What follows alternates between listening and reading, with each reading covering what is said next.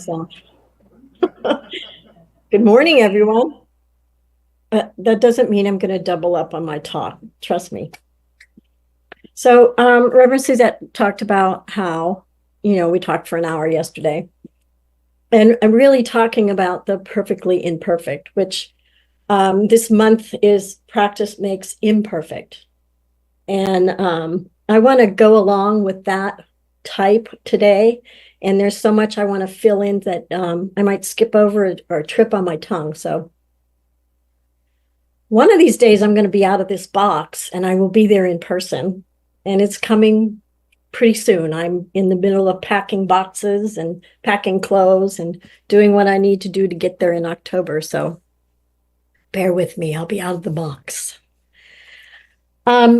Sylvia said to think on this, and it really goes with what I want to talk about today, which is from the book and Brené's Gifts of Imperfection. Sylvia said, I step into the fullness of my destiny. And so that's what I want to talk about today. Our destiny includes the imperfect part as well as the perfect part. So Martin has put the slide up. I really want to go into these 10 guideposts for wholehearted living.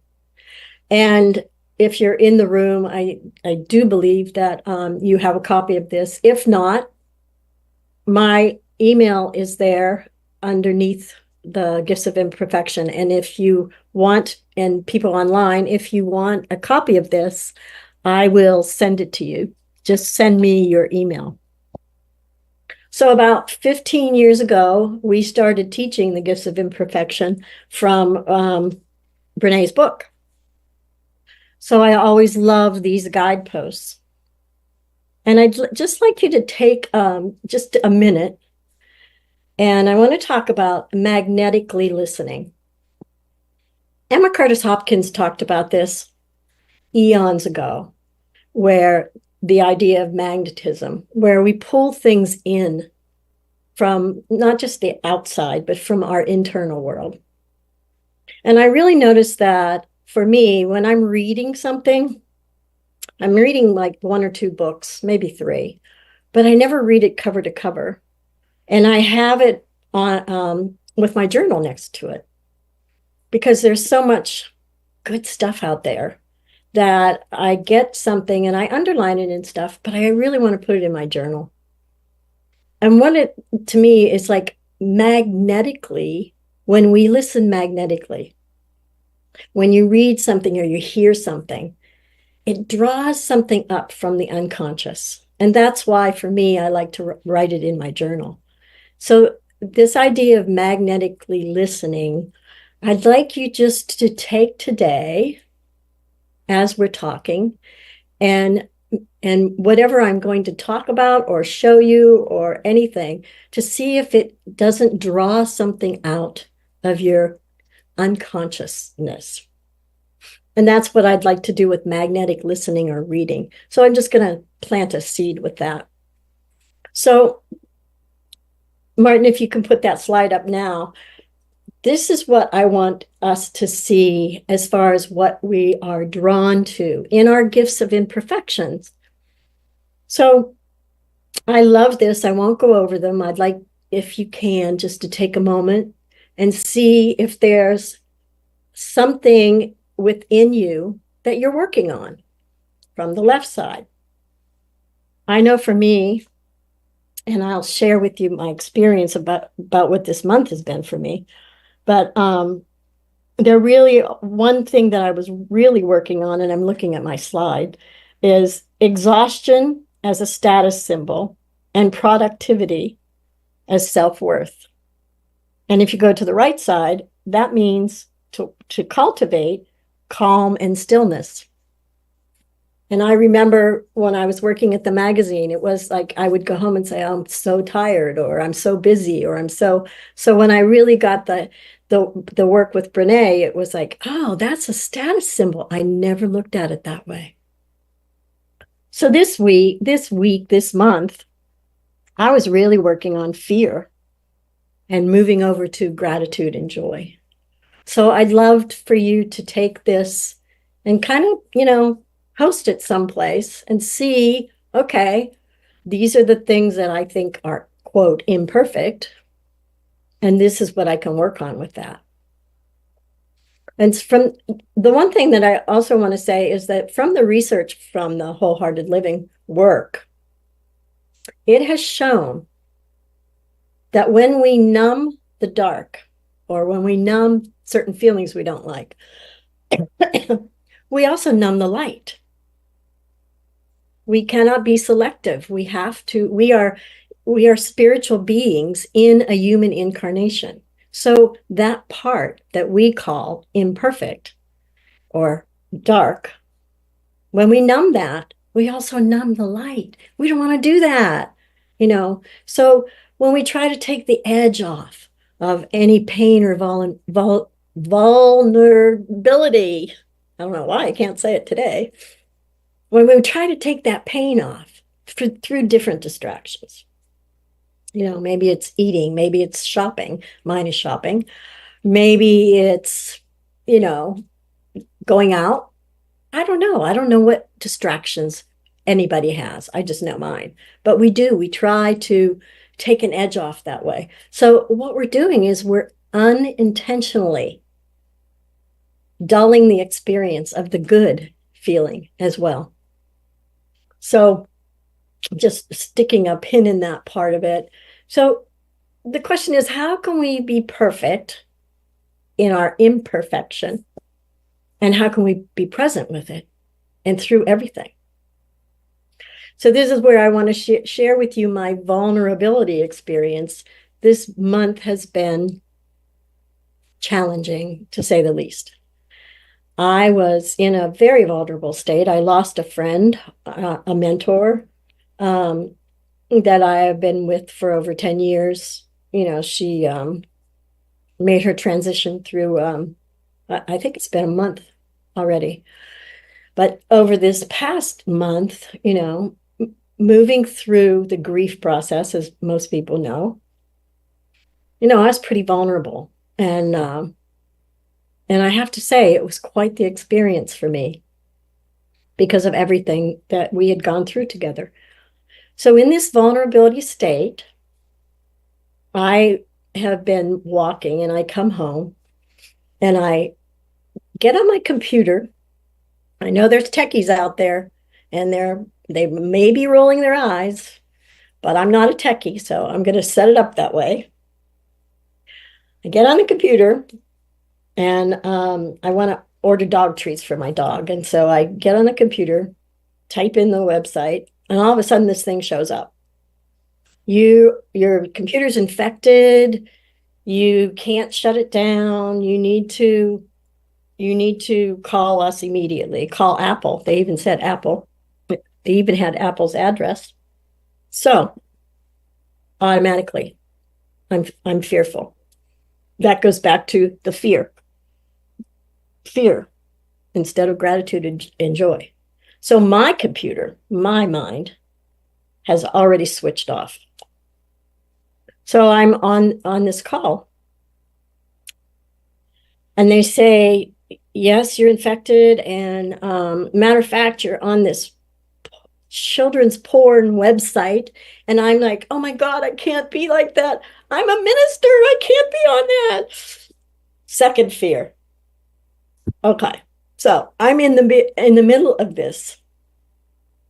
So this is where I go into, I can't connect. I don't know what's going on here inside of me, but I know that there's a power inside of me that is going to handle this and surround me, because I couldn't motivate myself out of it or pray myself out of it. Everything that we do, everything that we know went offline. So in the end, they were trying to take money out of the bank, et cetera, et cetera, et cetera. You know how it goes.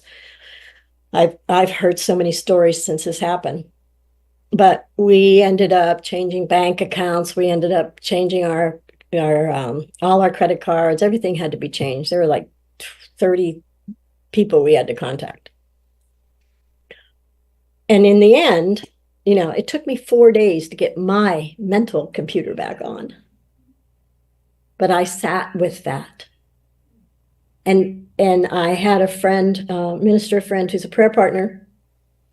And she said to me, she said, we evolve through being involved. We cannot, I know Reverend Jerry talks about toxic positivity, and we cannot go there. We have to look at these, quote, imperfections. We have to look at how we're judging ourselves. We have to look at all that stuff because we are human beings, spiritual beings in a human incarnation. Our body still reacts no matter what. So we evolve through being involved. So those 4 days, I was involved with what was going on inside of me. How could I? What's the matter? Why didn't you know? My daughter said, I wish you would have sent it to me because I would have told you. And other people said that, and it's like, that's not what happened. I went offline. And so I'm talking to my prayer partner about it, and I said, I've lost my faith in humanity. Here I am, a minister, and I've lost my faith in humanity.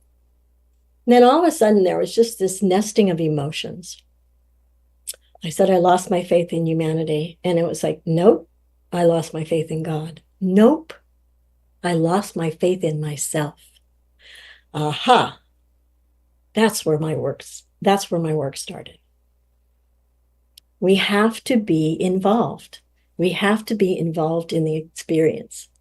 Not beat ourselves up, not take that time to say, why didn't I? Why should I? Coulda, shoulda, woulda. We have to look at it like, there's a part of me that is chatting and saying this. That's the judge. Everybody knows the judge. And there's another part of me that, is hurt through it all. And that's the part that needs compassion and education. I got a really big education on that one. But the click for me, the light bulb that went on for me was I lost faith in myself. And that's what happens when we look at thinking that we're perfect and we know everything. And so I was humbled. I was on my knees. And Spirit meets us in the language that we understand. So whatever the language was for me in that experience, I had to hear it from within me. And so another person's language, like my daughter, I could have told you that. I couldn't hear it. It wasn't my language. It was Greek to me.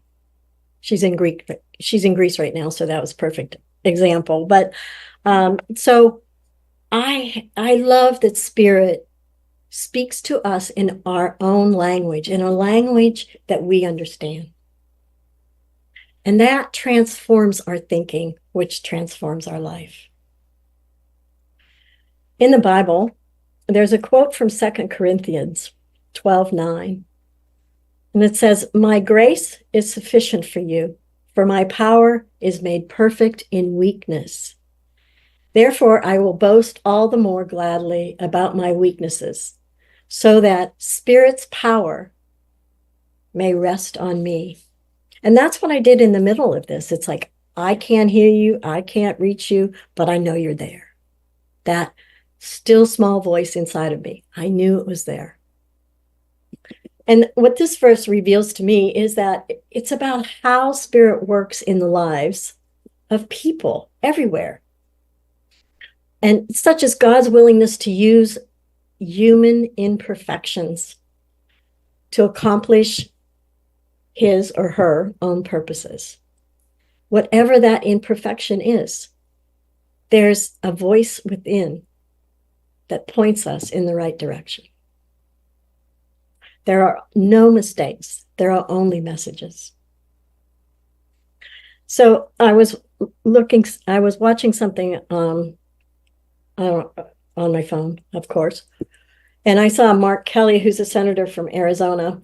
He's also he was an astronaut. But he really talks about imperfection in this way. My first flight went about as well as loose change in a cockpit, literally.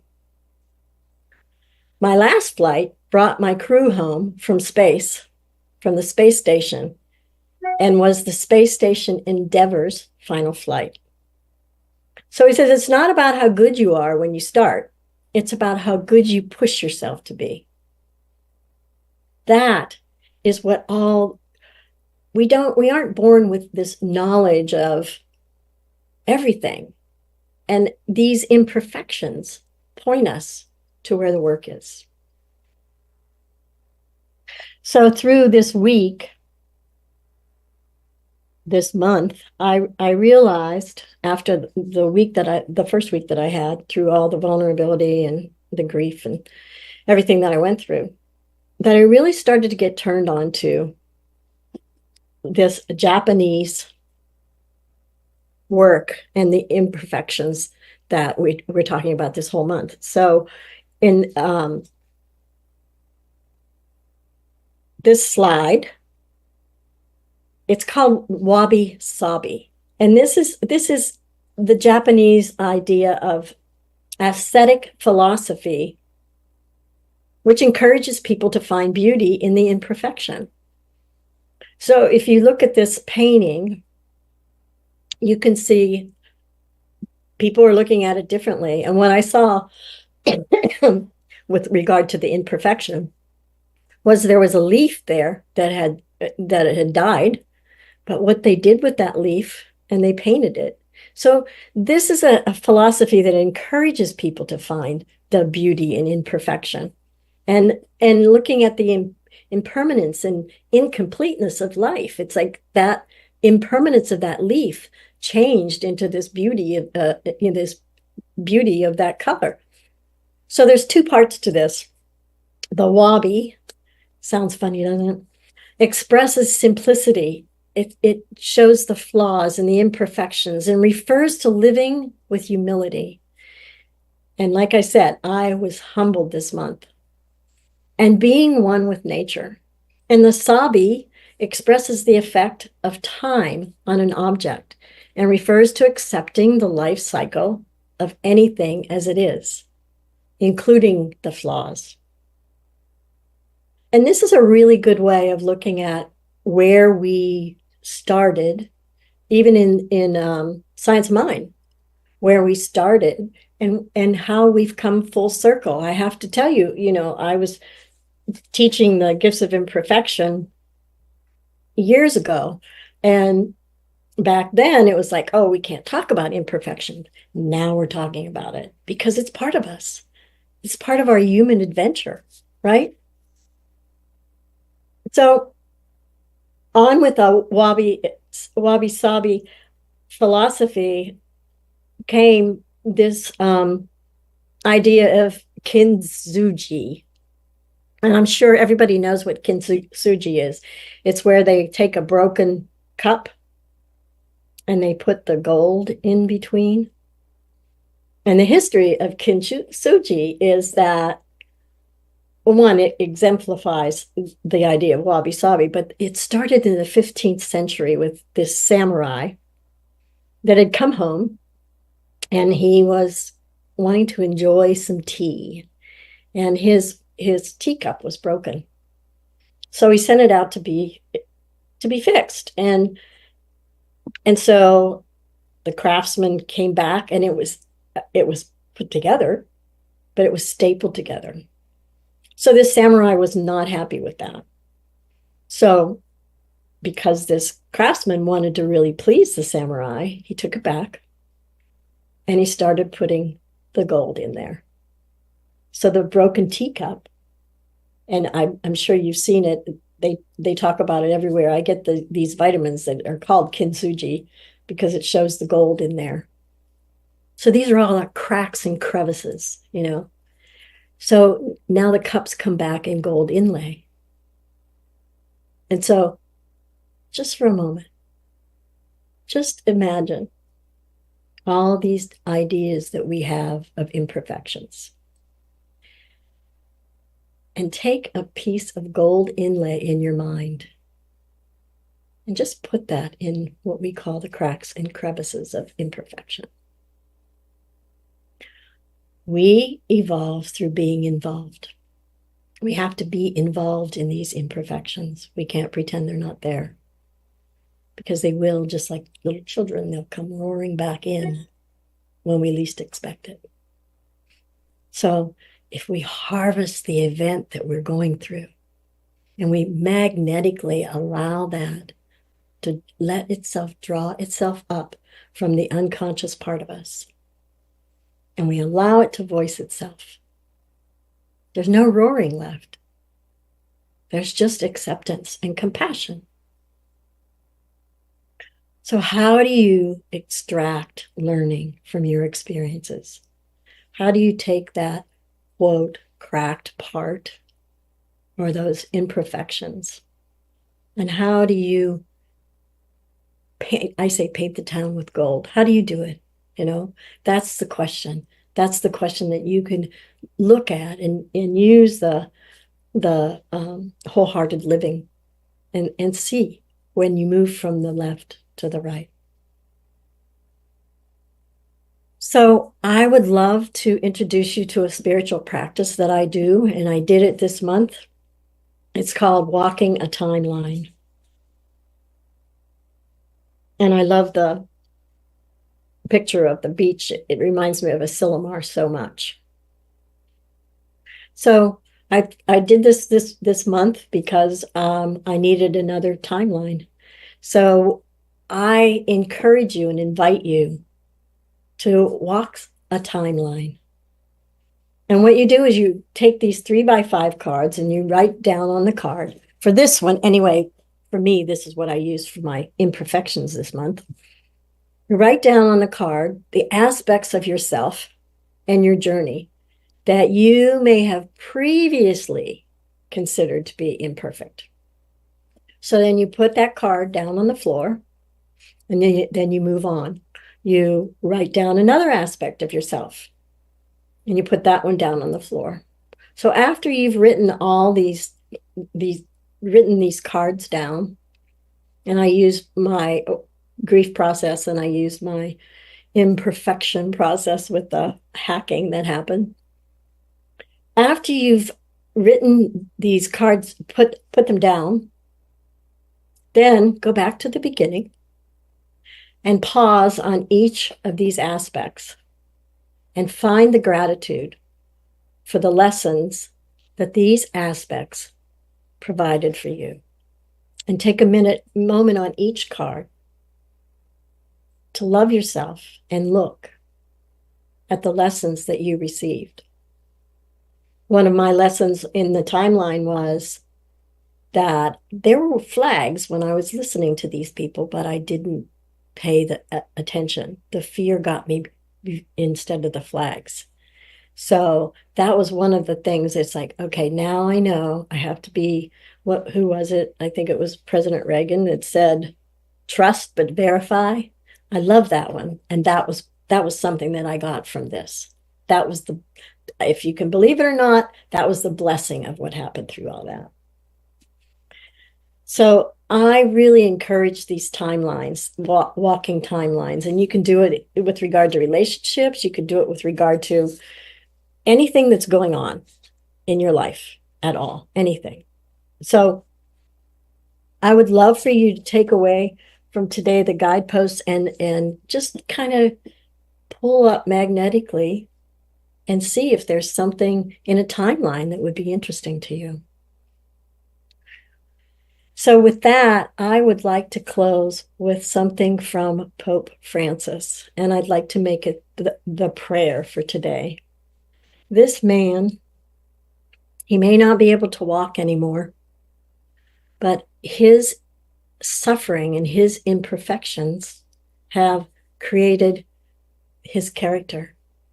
And so this is a speech that he spoke, and I don't know who he was with, but I do know that it really goes hand in hand with this month and this idea of perfectly imperfect.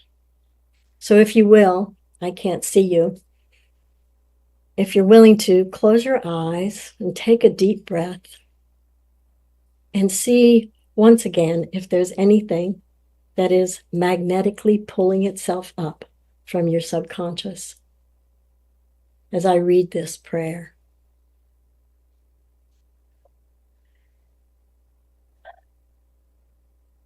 You can have flaws, be anxious, or even angry, but don't forget that your life is the greatest business in the world. Only you can stop it from failure. Remember that being happy is not having a sky without storms, a road without accidents, a job without effort, relationships without disappointments. Being happy is to stop feeling a victim and become the author of your own destiny. It's going through deserts, but being able to find an oasis deep in your soul. It's to thank God every morning for the miracle of life. It's kissing your children, cuddling your parents, having poetic moments with your friends, even when they hurt us. To be happy is to let the creature that lives in each of us free, joyful, and simple. It's having maturity to be able to say, I made mistakes. It's having the courage to say, I'm sorry. It's having sensitivity to say, I need you. It's having the ability to say, I love you. May your life become a garden of opportunities for happiness, that in spring, I can be a lover of joy, and in winter, a lover of wisdom. And when you make a mistake, start over, because only then will you fall in love with life. You will find that being happy doesn't mean having a perfect life. Life uses tears to irrigate tolerance. Use your defeats to train your patience. Use your mistakes with the serenity of the sculptor. Use pain to tune into pleasure.